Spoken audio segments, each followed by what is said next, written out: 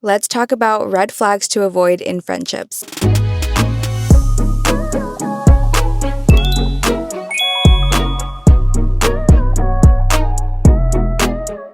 Hi loves, welcome back to another episode of Not Overthinking It podcast.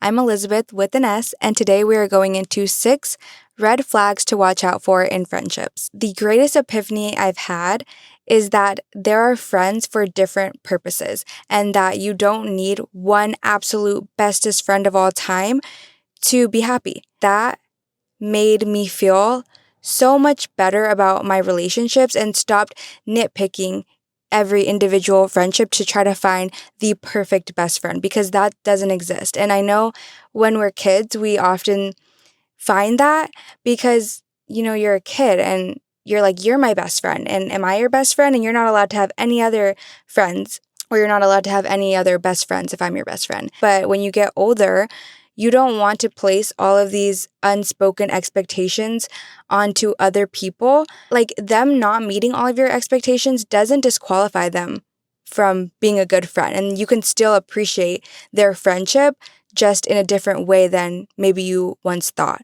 Because I know for me, especially in high school, going from high school to college, when I was in college, I was like so dead set on having one bestest friend.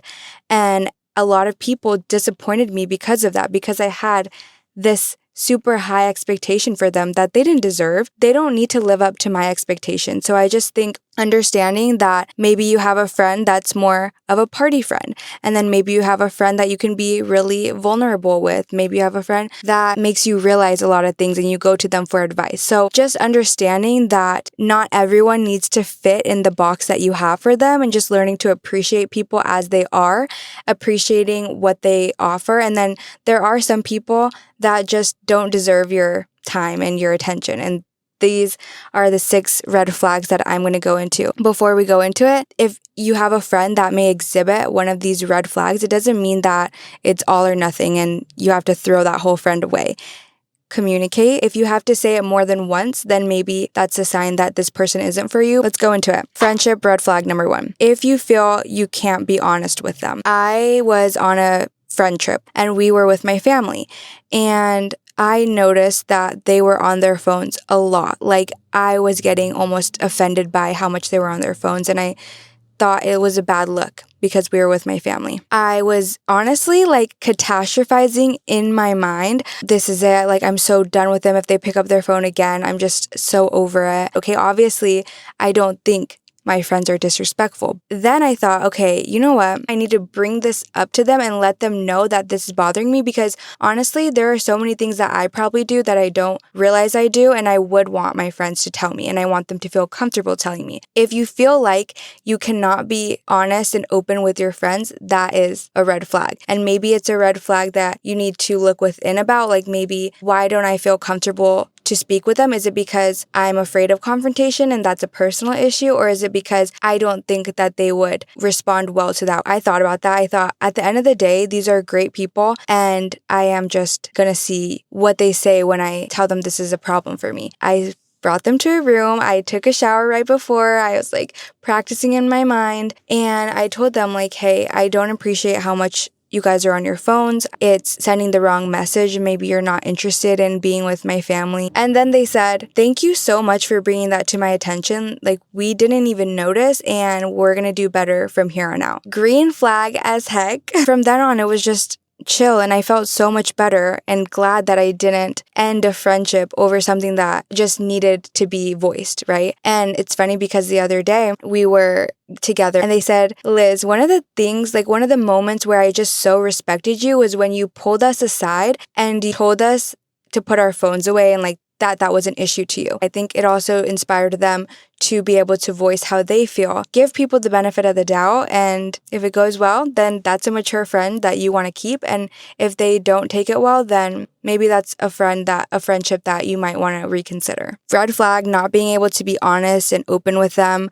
And green flag, them honoring your feelings. Red flag number 2 is them gossiping about their other friends to you. I've always thought this was a concerning red flag, because why are you telling me your friends' secrets that you were supposed to keep and they trusted you, and then you're telling me? Or why are you talking crap about this person that you were just with yesterday or you spend a lot of time with, right? There's this quote or an excerpt from a book I read, and it was that women specifically are known for gossiping because they're saying what they should have said in the moment to someone else. They're saying if you have a problem with someone, the gossip can be avoided if you confront that person or that problem rather than withholding how you feel and then blurting it out to other people.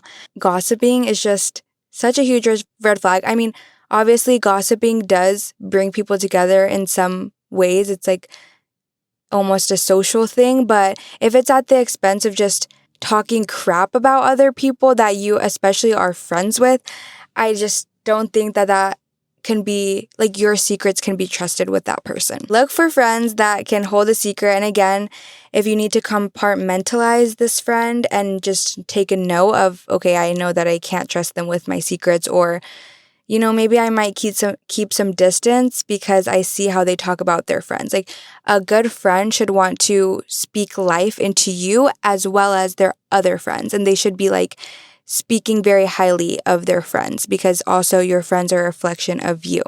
So that's that tea. Okay, number 3, they don't let you have your moment and or they talk over you. If you are sharing about yourself, if you are especially having the stage, if you will, talking either whether it's you venting or whether it's you talking about something that you, like a win you had. And if they don't let you have your moment and they just interrupt you, I want to specifically say, like, if they kind of make it more about them, then that's a red flag. It's like they can't let you have the attention for a minute and then they feel the need to turn it back on them. Now, some people lack self-awareness. So in this situation, you might want to bring up to them, I was talking and I would really love to finish my thought. And then I would love to hear, your experience or, whatever. But I like coming from someone that tries to relate to other people by using a personal story. So like if someone tells me something, I might be like, oh my gosh, same, something, because I want to relate. So I guess there is a difference, but if you feel like it's ill-intentioned, just keep note of that or bring it up to them and see. I did that a lot. I think it's like when you're an active listener and you try to make sure that that person feels like you're listening and connecting with them.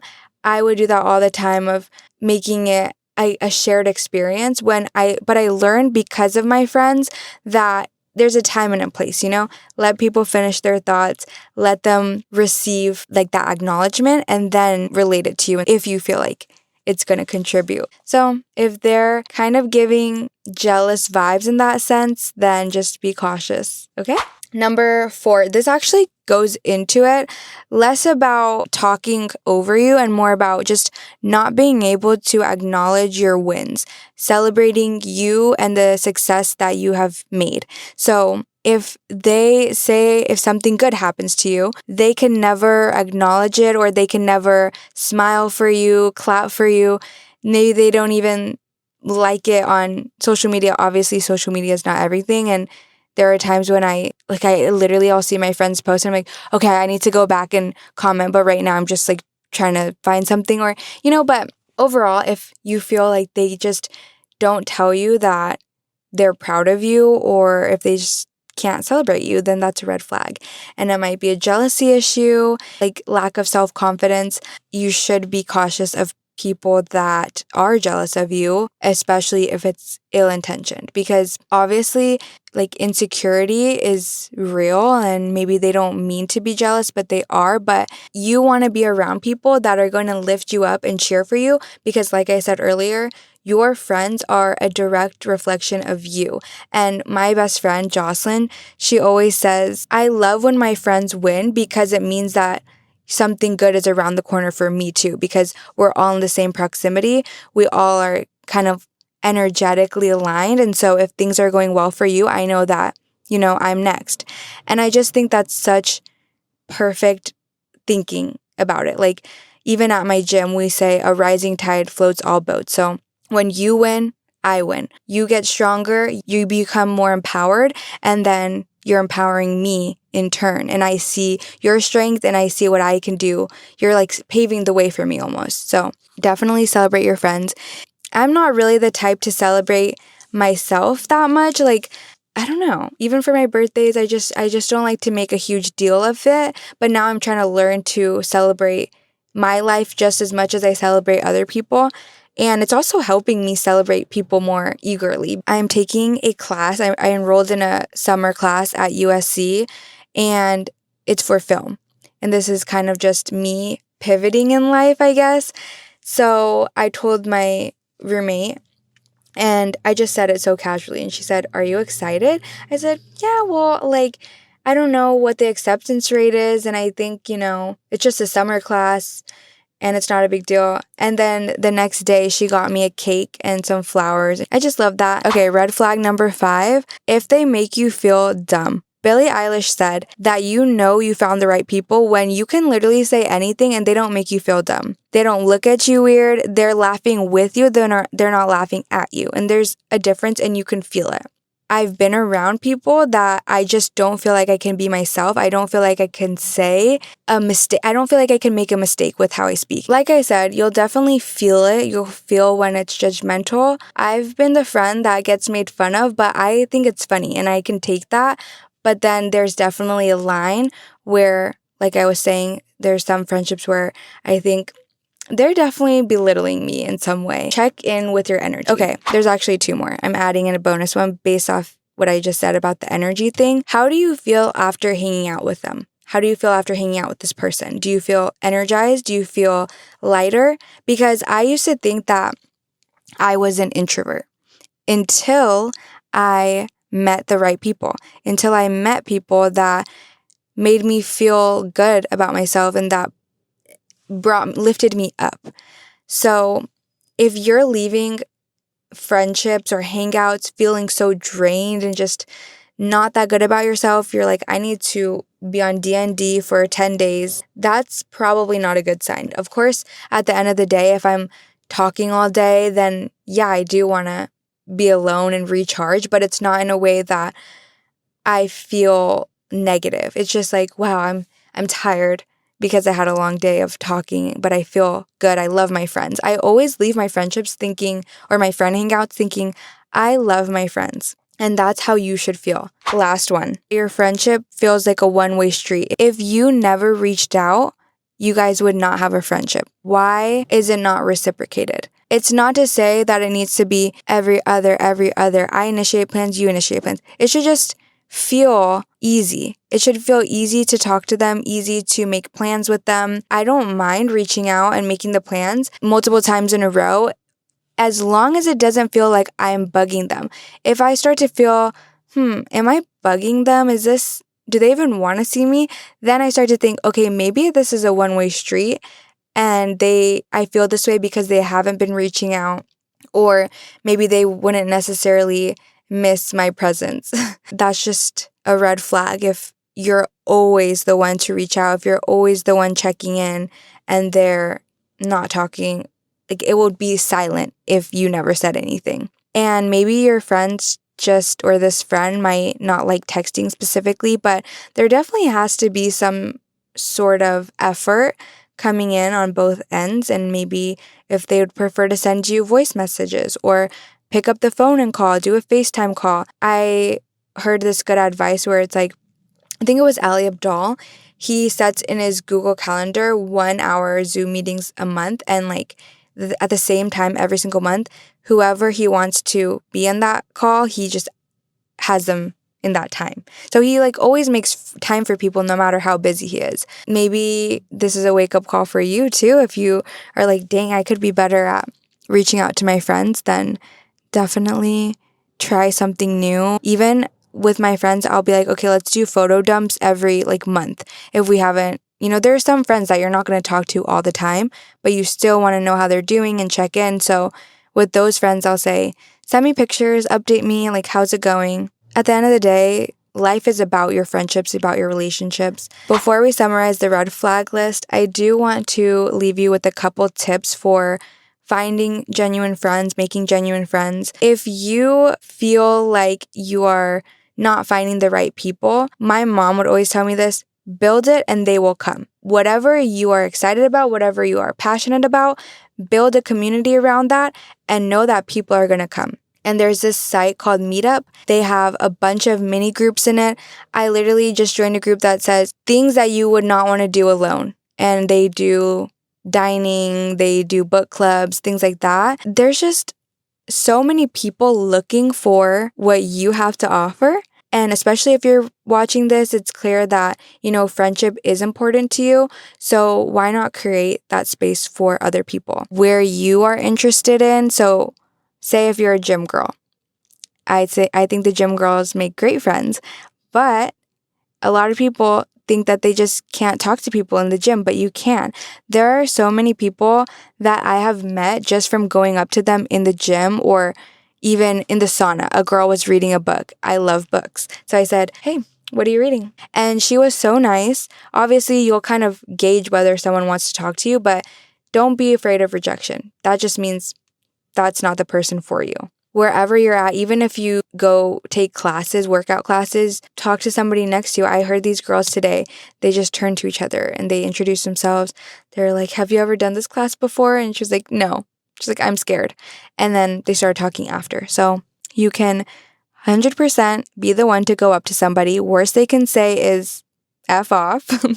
And then you've just built more resilience. So win-win. Okay, let's summarize because it is getting hot in this car. Red flags. So number 1, if you feel like you can't be honest with them. Number 2, if you hear them talking about other friends of theirs in a bad way, gossiping. Number 3, if they talk over you or just turn things back around to them and don't really let you talk. 4, if they don't celebrate your wins. Number 6, they make you feel dumb. Like they're laughing at you, not with you. You know when you say something and somebody's like, "What?" Like, oh my God, don't even get me started. The condescending laugh. Let me stop. Okay, number 7, it's a one-way street. They don't check in. If you literally never talk to them again, they would never talk to you again. And then last one, I added it. This is why I can't remember. I didn't have it written. What did I say? Oh, energy. Thank you guys so much for watching. I hope this resonated. If it did, please give this pod a review wherever you are. If you're coming from YouTube, I'm on Spotify and Apple Podcasts as well. Okay, consumption corner. I got finally a little Pilates wrap top. This is from 437 and I love her. I will say it was pricey and I don't know if I would do it again, but I love this color pink. It's so freaking cute. It makes me happy. It makes me feel really girly. So love the Pilates wrap top. And I've just been putting it over like everything. So maybe it is a good investment. It was pretty pricey though. Avi Substack.